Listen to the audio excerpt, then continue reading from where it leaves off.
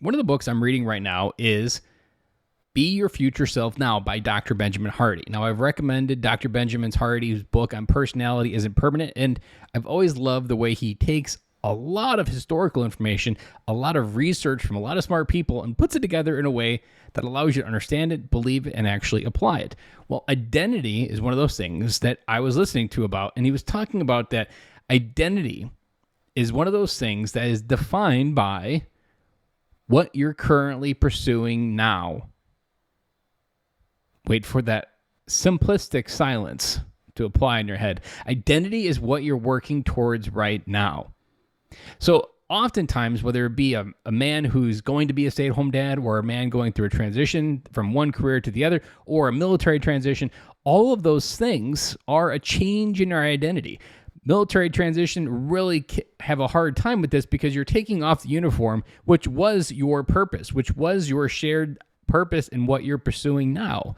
Take that off and you don't know who you are. It's a common question and a common deer in the headlights that you can get from a man leaving the military and asking, who are you without the uniform? Well, part of identity and part of figuring out your identity is asking, what am I pursuing now that is worthy of my time? What things, what goals, what purposes are you putting your energy towards? Your identity is defined by what matters most right now. Your identity is defined by what you're putting time into every single day. Now, this for me was a real hard transition multiple times. One, going from electrical engineering to an IT guy, and then going from an IT guy to a marketing guy, and then going to a guy trying to find his way in the world and trying to find it after losing his job as well, trying to rewrite his world as a professional speaker, trying to rewrite his world as a podcaster, trying to rewrite his world as a stay-at-home dad. All of these things challenged my identity at the very core of who I was.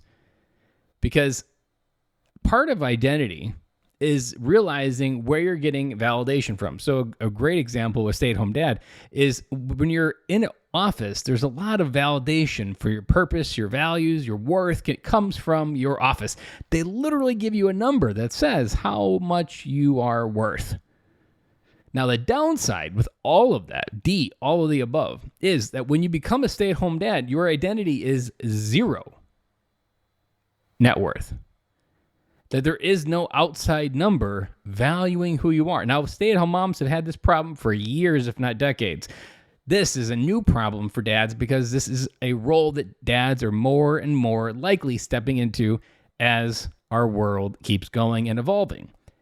So as you're realizing you don't have a value in a number, you don't have kids to validate you. You have kids who continually want something from you.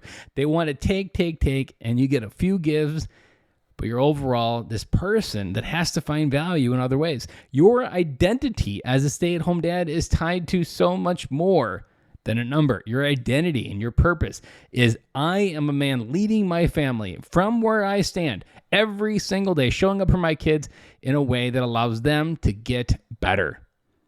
That identity is essentially helping others and helping your kids become better human beings. We're not raising kids, we're raising adults. This idea of identity is a big one. It's a core struggle within a lot of men. And it's something that we work through in all the coaching that I do with my clients. If this is something you're struggling with, feel free to reach out. BenCloy.com. There's a link in the upper right-hand corner for a free design or legacy call, or just simply shoot me an email and we can have a conversation that way. I am always an open book. I am here to help you get better.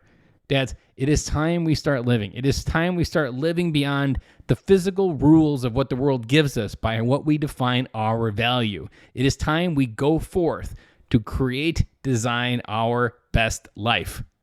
We do that by understanding our identity, letting go of our identity in some cases, and stepping into the identity that we've always wanted to be. That is all I have for you today, and we'll be back again tomorrow.